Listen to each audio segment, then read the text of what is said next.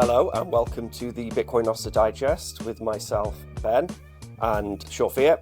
And today we're going to be looking at sort of the latest stories which are happening in the Bitcoin and Nostr industry, ecosystem, world. And the one which is quite prevalent to me regarding Nostr is Iran have been urging their citizens to not use any products by Meta, such as WhatsApp, Instagram, Facebook, because they're pretty certain that user information such as geolocation is being fed back to US government. And I thought, obviously, that's very relevant to Nostr by its apolitical nature. But what do you think about it, Simon? It's kind of interesting, these nation states pushing people towards a solution such as Nostr. Yeah, it is an interesting one. I remember when WhatsApp went encrypted end to end, and I think at the time I kind of believed them, but since then I've really kind of formed a belief that there is a very small chance that they're actually genuinely encrypting things because there's so much value in that data. WhatsApp has been free for over a decade, and the real value to Facebook is data. That's what they do. That's their business. So the chances that they're actually genuinely not looking at the messages we send on WhatsApp, I think is very small. So yeah, I mean, don't believe what they're telling you in terms of the big US tech companies because they do have a mission to track everybody, and I can understand why any nation state would be concerned about their citizens using um, spyware from the American government. Because we know from the leaks that have happened, Edward Snowden made it clear that the government's got a backdoor into a lot of these systems, Google, Facebook. So yeah, I can see their concern. I can understand why they would tell them not to use it. And yeah, it's kind of again, it's paralleling Bitcoin because you have the U.S. government. They control the world through the dollar. The U.S. government also seems to control the media of the world through the big tech companies. And so Bitcoin is the way to be apolitical in terms of how you spend your money. And Nostr is the way to be apolitical in terms of how you communicate. Because, the US government doesn't control Nostr. They can't control Nostr by virtue of its design. So it does mean that anyone that wants to actually have genuinely encrypted messaging, Nostr is an option for that. But as you were saying just before we came on air here, there is a risk that the relays could identify people's IP addresses. So that's one where having a VPN built into a Nostr client would be a great feature. I think people pay for that. It's much like when you get Proton Mail, you get a VPN with that service. So if you had a Nostr client that was selling a VPN, then people would be much happier to pay for that than they probably would be just for a Nostr client because they're probably already paying for a VPN. But if it's integrated into their Nostr, then so much the better. Yeah, I mean, I think it's a relatively easy solution for some of these Nostr clients to offer. And again, it's another example of how it is possible to monetize these Nostr clients with a service which people will pay for if they need to pay for the service. I think, of course, apolitical Bitcoin, apolitical Nostr, anyone's free to use it, and there's no one leaning on the algorithm to push a ideology or a political narrative or anything. That's not possible. But it's that permissionless development environment, a free and open source projects, relays, client software, where you can have a level of trust that the code is doing what you think it's supposed to be doing. And if you don't, then you can always, compile and run things yourself, or even, it's not that hard to spin up and build your own Nostr client. So you can be completely tinfoil hat. But I agree. I mean, WhatsApp, I mean, they say it's encrypted, but Zuckerberg is literally, like a lizard, and he's like pure sort of state capitalism, isn't he? He's like one of these billionaires who's done very well for himself, and the way in which you get there to that level of success, at some point, someone pulls you to one side and say, "Do you want to work with us or do you want to work against us?" And I think Zuckerberg's very much the sort of character who would say, "I'll work with you.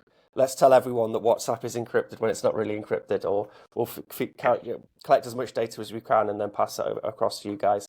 Um, so yeah, I mean, it's in Europe there were some murmurs when Twitter was kind of more politicized with Elon when he was working with Trump. There was some murmurs of people, countries potentially banning or firewalling Twitter.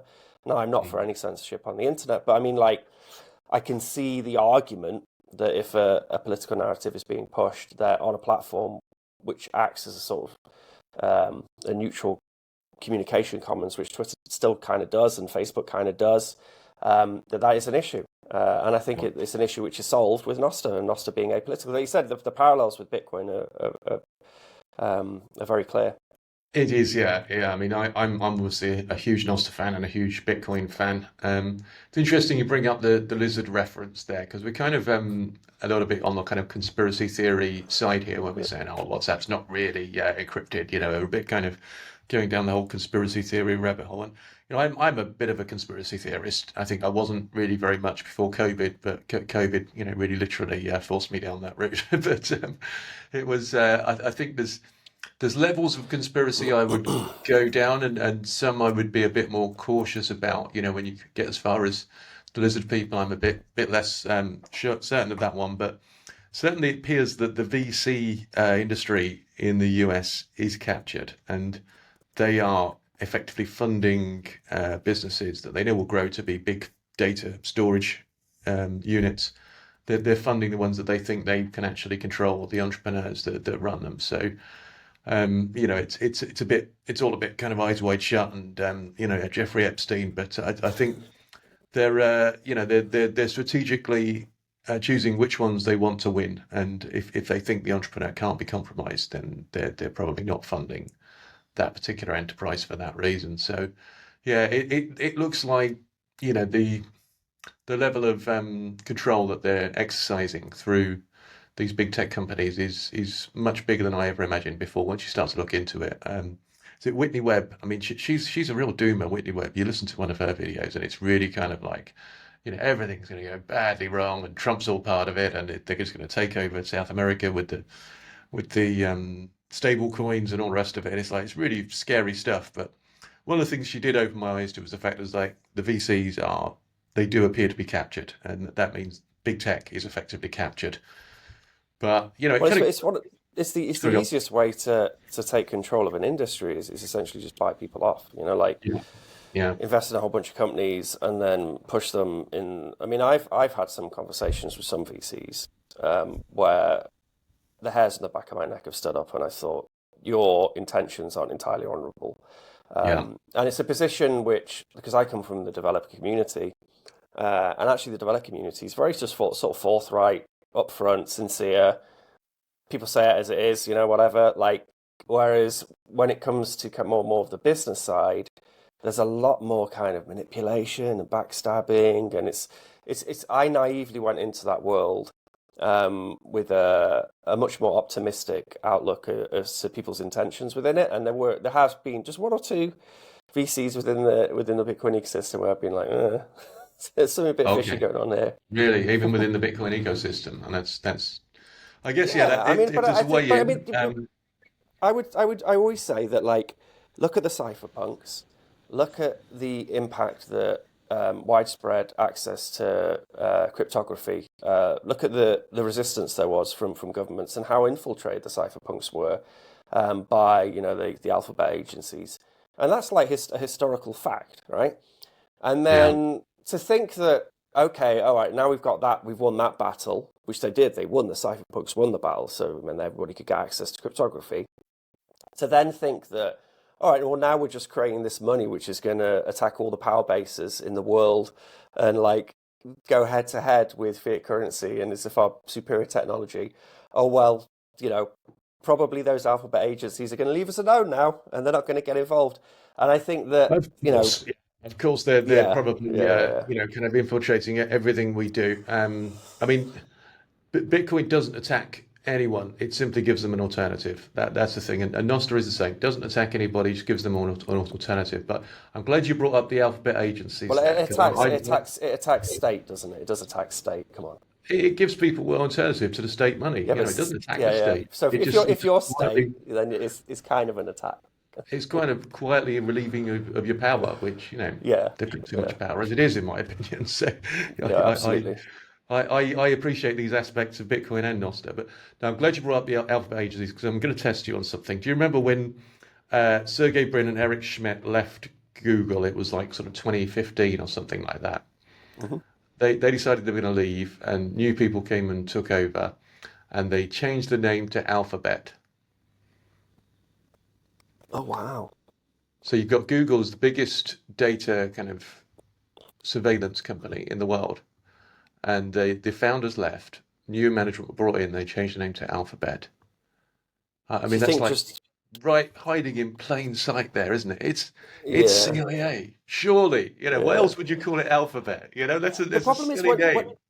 whenever you talk about this stuff, you always end up sounding like some, kook conspiracy theorist guy. But then the problem is when you look back historically at the sorts of crazy things the CIA have gotten up to in the past, and Oh, and like yeah.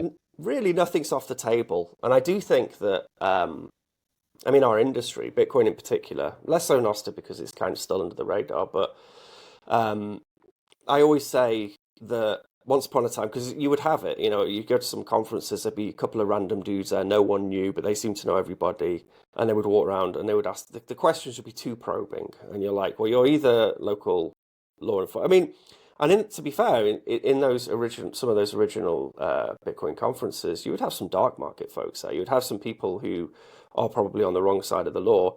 So you would have these intelligence finding people who would turn up, and they were kind of the randoms, and you're like, okay, you're probably a spook or a copper or something. Mm. And then what I tend to argue now is that it used to be the random people at the conference you didn't know, or the meetup you didn't know. But I would say that now there's literally people who are on the stage who probably, they've taken. I mean, Well, someone pulls them to one side and said, "Look, you've got a company. I'm going to help you with your company. I'm going to yeah, help you get money. You're yeah, going to be a spy like James Bond. We'll give you some gadgets. You get to tell your wife you're a spy." And then there's a lot of egos in our world, and they would be like, "All right, yeah, fair there enough." are. Yeah, I mean, yeah, like you say, there has to be some spies out there, and Yeah. there's one very big one that we were talking about in Tokyo. I don't know if we actually want to say it on air, Oh yeah, but it's not set on there. Well, I think we I both do had the remember like having a cigarette yeah, in the smoking room, and the moment we called out that spy, that girl randomly right. walked in and said, "Are you guys going to the Nostr conference?" And it was like, "Whoa, how did that happen?" Oh right, yeah, yeah, yeah, yeah. That was true. Yeah, yeah. It's funny when great minds think alike. It's the we have this like innate ability. British people have this. Those people who might be listening who aren't British, we have in Britain we have the CID, which are kind of the police who are in disguise, and the guys who come up to you when you're in the street when you're a teenager. They come up to you and say, "Hey guys, is there anywhere we can buy some drugs?" And we have this innate ability, people from Britain, to sniff out like a copper in disguise. And Yeah, there's a few people where the dar's gone off, the copper dar has gone off when I've met them, but I'm like, okay, something yeah, going on there. yeah. No, But like anyway, we don't want, yeah, almost certainly that we we are don't, infiltrated. we're gonna get smoked. We should probably skip this, move on from this subject before we name drop by accident. Um, oh yeah, so clocking, yeah, not having the IP addresses be clocked in Nostr would be good. Yeah, Um, Open source software, of course, if you're actually going to trust that the thing is encrypting stuff, like WhatsApp say it is. And then we don't trust Zuckerberg, and I think that's probably, I don't know, I think we could probably move on from that topic, I suppose. The next yeah. one would be, have you got anything else to say on it? No, I think that's it. I think you were the lack of the algorithm. I think is quite a big part of it with Nosta. And you mentioned that earlier. There's no one leaning on the algorithm to sway public opinion. It's literally, what you see on there is what you choose to follow. And that is the real sovereignty element of Nostr. I think that's underappreciated by people, but it's going to grow over time. People will figure it out. It is the next layer of the internet. Yeah, yeah. I was just thinking then whether you could apply just the whole idea of an algorithm to fiat money, and whether it has kind of a corrupted algorithm, which Bitcoin, just by it being centralized, I think it's too much of a leap. It's So the censorship, yeah. next, It's censorship of fiat money. Yeah, when they put sanctions on people or print more, that's yeah, yeah, I'm really into in Nostr the idea of people building their own algorithms and then sharing their algorithms too, because algorithms are useful, and it's like just as yes, Bitcoin makes money is no longer a dirty word, and then uh, in the same regard, like something like algorithm could no longer be a dirty word. We're just going around cleaning up all these words and concepts, making them apolitical and neutral.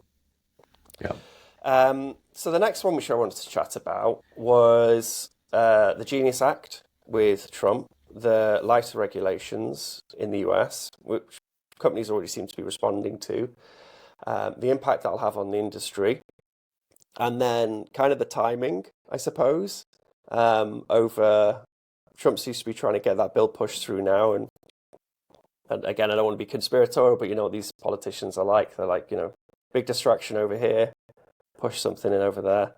Because Trump could legitimately get in a lot of trouble with the meme coin, Trump coin, which he launched, because people obviously see it as a conflict of interest. So I suppose first and foremost, I wanted to pick your brains on where you feel the industry is going to go in the US when it comes to lighter regulation. How much of the Genius bill will get through? Will it just be a blanket favorable regulation? Do you think it would be something more compromised?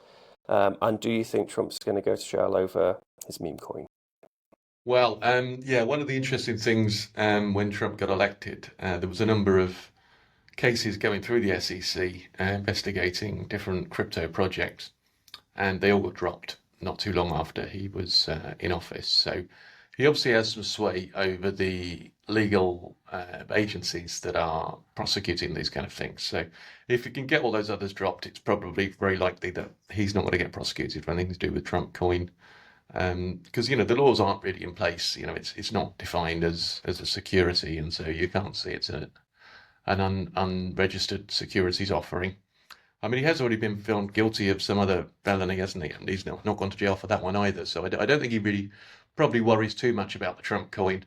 Um, but yeah, I mean, as a somebody that's building a project in this space, the fact that that kind of risk is taken away just makes everything much more comfortable. When it was the case that if you were offering a custodial wallet service within your application, then you could be seen as a money transmitter, and the American government could want to prosecute you for being an unregistered or an unlicensed money transmitter, which it was a real stretch with that one, but that's what they were doing. So it made it very difficult to kind of make certain design choices with that kind of thing. But I think we have at least another 3.5 years of relative cover with Trump, and if he does perform well, if the Trump administration's perform well, we'll probably get JD Vance afterwards, and it will probably be a similar kind of regime again. So potentially we have a whole 12 years in practice of relatively light regulation in the Bitcoin and Nostr space. And I think we can actually achieve a huge amount just in the next 3.5 years. So once we really kind of get to part way to where we want to be on this stuff, it's going to have its own snowball effect anyway. So for me, it's like, yeah, huge relief that we have the new kind of relatively light regulation from the US. It was always the US that was kind of prosecuting these things. They thought any company that was existing, or any project that was existing, was automatically governed by the US, much as they do with everything else. But yeah, I mean, it's interesting to see that we now have some space. Yeah, that's the way I feel. How do you feel about it? Yeah, same. I mean, again, like speaking to VCs for our raise, and 6 months ago, because all the sort of commercial stuff which we do on Nostr.com, that's LM BitSync. So 6 months ago, I was like, well, this is probably the thing which could make money, the services we offer on this, because this is kind of the potential unicorn if Nostr does as we think it's going to do. And on the payment side of Bitcoin, because obviously Allen Bits is very much payments technology, I was like, that's a more of a slow burner. Obviously, super popular project, but the Bitcoin ecosystem's only so big. There's only so many people who are accepting payments. Whereas the narrative has completely shifted now. It's like, look at all these big companies which are investigating or adding Bitcoin payments as a way of accumulating Bitcoin. This is the kind of the unicorn, the thing, the potential industry which is kind of going to blow up. And I feel the cat's out of the bag. Like they're just discussing lighter regulation and having these companies starting to implement Bitcoin payments, and then Bitcoin being on Wall Street and infiltrating Wall Street as much as it has. I think whatever the rich people want, the rich people will get. And even if Trump left, I think we're going to be in a much better position. I really don't. The idea of really heavy regulation, I think, is starting to come to an end. They realise they can't kill it, and they're starting to come to terms with the fact that they probably need to embrace it because it's could be very good for a country's GDP, and it's Yeah. clearly an industry you don't really want to not be a part of. Mm. And the US is in a great position. Like it's got a whole bunch of companies, and it's got the tether stuff, and it's like it's a pretty good position to like actually benefit from it. So, um, and also, I mean, it's not just the rich people and what they want. It's also just the general the retail investor as well. So there's lots of people have on their portfolio in the US. They have some Bitcoin or whatever. So Yeah. they also want It's lighter touch. So yeah, it's a big vote winner, because I mean, for someone like Trump to come out and say, he's backing Bitcoin, he automatically wins all the Bitcoiners over in terms of votes. But there won't be many people on the kind of wavering side where they say, "Oh, I'm not voting for Trump because he's supporting Bitcoin." I mean, no one's going to take that view. So it's kind of an asymmetric plan in terms of getting votes. But the interesting thing I see is I mean, Trump himself probably doesn't really understand Bitcoin, but there's people within his administration that really do. People like David Sachs, very smart guy, one of the early funders of PayPal. So yeah, Peter Thiel apparently has been grooming JD Vance for like the last 10 years. So the kind of the PayPal mafia are, I mean, obviously Elon Musk as well was funding the Trump campaign. They've fallen out a bit now, it seems. But in general, you've got some very smart Silicon Valley people that really understand payments and probably understand Bitcoin a whole lot more than Trump does. And I think they're smart enough to know they can't stop it, and that it does have features that are genuinely better than any money we've ever had before. It holds its value better than fiat. It travels around the world better than gold. It literally is the best money we've ever had, and I think they know that. They know they can't stop it, so they have to co-opt it, and that's what we're seeing. The whole thing with the stable coins backed by Bitcoin. That's how they're doing it. They're going to give the dollar a longer life by enabling the banks to shift onto digital dollars that are partly backed by Bitcoin, and that's how they kind of co-opt it. But in practice, none of that will stop anything that we're doing on the grassroots payments level. That's where it really is. That's what Bitcoin really is. It's a grassroots technology. It's decentralization. It's individual sovereignty, and it's the ability for me to transact with you without anyone stopping us. That's it, and that's freedom. Much like we can communicate with each other on Nostr from anywhere in the world. No one can stop us. No one can surveil us. And that's what it's really all about. And it's the tech guys figuring out how to create freedom in digital space. That's what we're yeah. really doing here. It's another one you forgot to mention is Robert Kennedy. Like guys, like whatever you may think of him, he's a legit Bitcoiner. I remember hearing him speak in Nashville. In because I had one of them whale area passes because I was doing a talk, so you get a free whale area pass and you get to go nick all the fancy food. And I went. There was like quite an intimate talk with Robert Kennedy there, and he's like I was very impressed. I was like, this guy's legitimately gone down the rabbit. He's not just saying it to get some money. Like he's legitimately gone down the rabbit hole at some point, and he knows quite a lot about Bitcoin. And yeah, I mean, like for Trump's campaign, the Bitcoin industry was the biggest contributor in this whole campaign, which is quite amazing, really, to Yes. think how far we've come. Yeah. So it's the Bitcoin is getting a load of money, which he's got to pay some lip service to, even if he's not really, so he doesn't really understand the technology. And then he is actually surrounded by some, you know, legitimate Bitcoin people who know what Bitcoin is and why Bitcoin is the value proposition. And I think you're right. I think you're absolutely right about it was I guess like 2020, 2021 or something when they really realized there was a quote by I can't remember who it was by where they said Bitcoin is too big to regulate.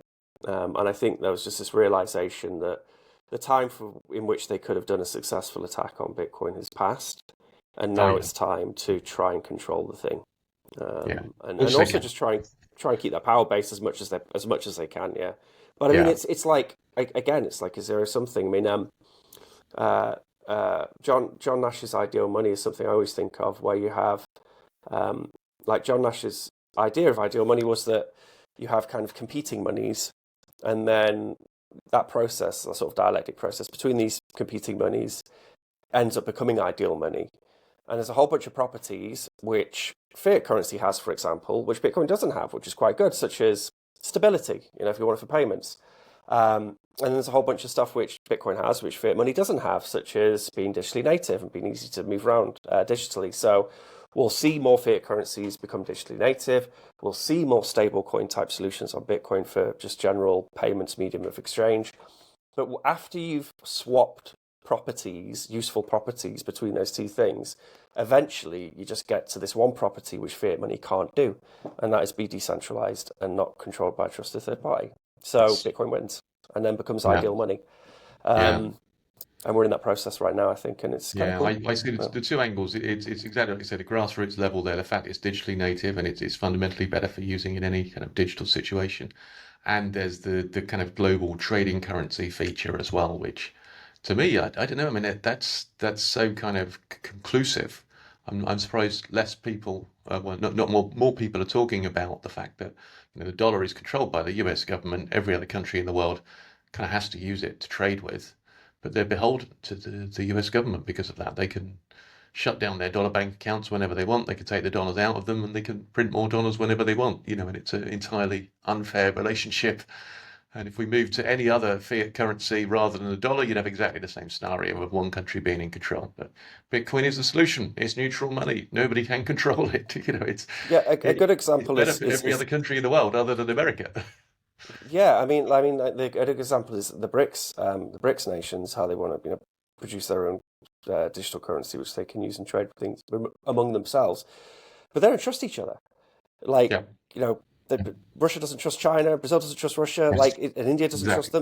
them. So if they don't trust each other, there happens to be something where it doesn't require trust in order There to you run. go. That's it. Use It's a that thing. trustless So system. When I first heard that, I'm like, well, that sounds bad. If it's a trustless system, I don't trust it.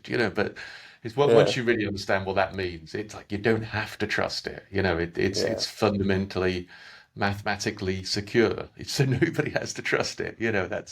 That's what's good about it. It creates a better relationship between human beings because you don't need the trust in the currency.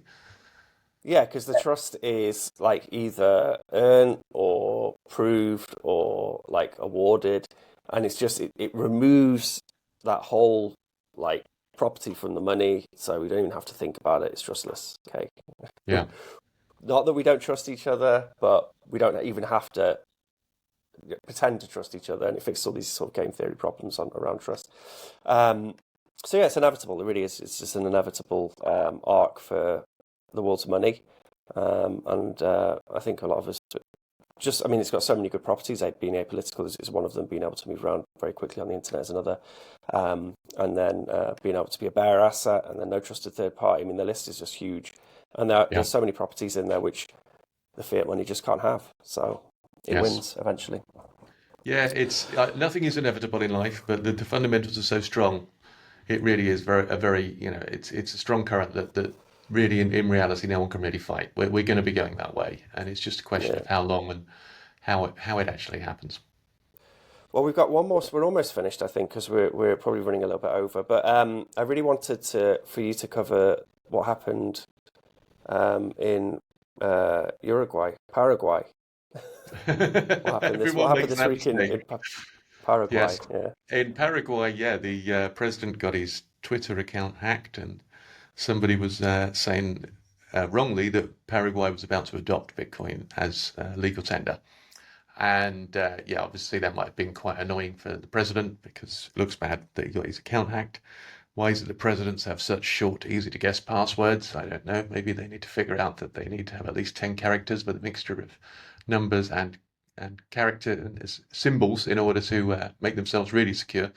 But yeah, it happened to Trump. It's happened to the president of Paraguay, which is very unfortunate because we are trying to get a conference going here in Paraguay, and obviously having the support of the government is a nice thing to have. But when Bitcoiners go around hacking presidents' Twitter accounts, it doesn't make us look good. So that's unfortunate that it was a Bitcoiner that did that, or at least somebody that wanted to move the Bitcoin price by the power that they gained with the Twitter account.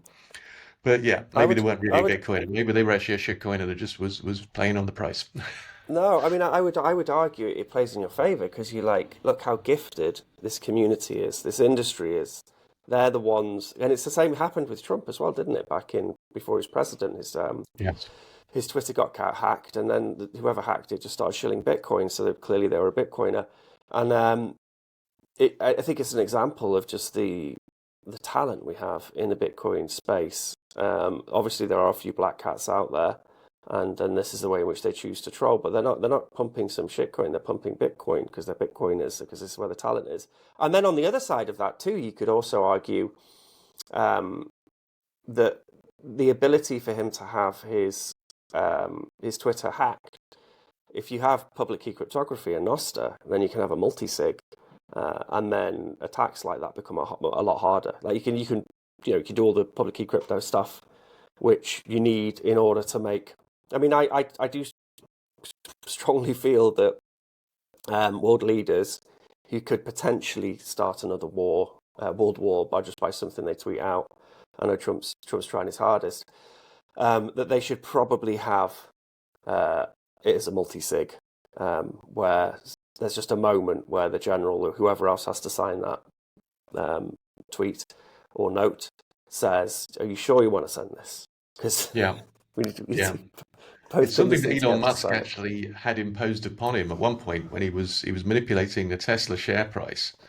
And I think the other people on the board said, you now need to have somebody authorize every tweet that you send out because you're a bit kind of gun-ho with your tweeting. This is before Oh he bought the wow. company, like pre-COVID. It was, well, the share price was much lower than it was now, and he was trying to manipulate the share price, and he was doing it with his tweets, pretending like there was a buyer for the company, and the price shot up as a result. Turned out it wasn't true at all. But yeah, it's interesting how Twitter has so much power now. It really does.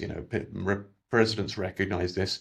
In politics, it's probably one of the most powerful tools there is. And Mm, Elon was pretty smart to get hold of it. It's not really free speech. It's not really what we actually want. Nostr is the real solution, but mm. for the time being, it's happening on Twitter. But yeah, as I said before, Yeah. Twitter's the equivalent of fiat money. It is controlled by them. They own everything you have. You own nothing on Twitter. They have total control. Well, good luck. Good luck trying to clean up the good name of Bitcoin in Paraguay for your conference. Now the Yeah, president's I had don't know. his I account think hacked. we've got some really cool Bitcoiners here, so Uh, it's an unbelievable filter. The people that find their way to Paraguay are really, really sound Bitcoiners. So it's going to be quite a nice well, it's a conference. beautiful. The first It's proper conference we're doing here. it's a beautiful spot too, and that region of South America, isn't it? I suppose not Central America, is it? It's Paraguay. South America, yeah. Yeah, South America. That region of South America. I don't really know of any conferences. I suppose like there's um, the one in Sao Paulo. Yeah, Um, yeah. SatsConf, I what's that think that called? one, isn't it? SatsConf. Yeah, that's Yeah. brilliant. I went there once. That's really good. You got the BitConf in Oh Argentina. yeah, of course. Yeah, good shout. Good shout. I think there might have been one in Colombia recently. I Yeah, heard something about yeah. one in Colombia. I tell you what, though, when I went to SatsConf, I suppose you better not rant on too long because we're going to drag the show on. But when I went to SatsConf, I was amazed. There's a whole industry in Central South America, a whole Bitcoin industry with all these companies, all these projects I'd never heard of, and they were epic. And it was like a different version of reality.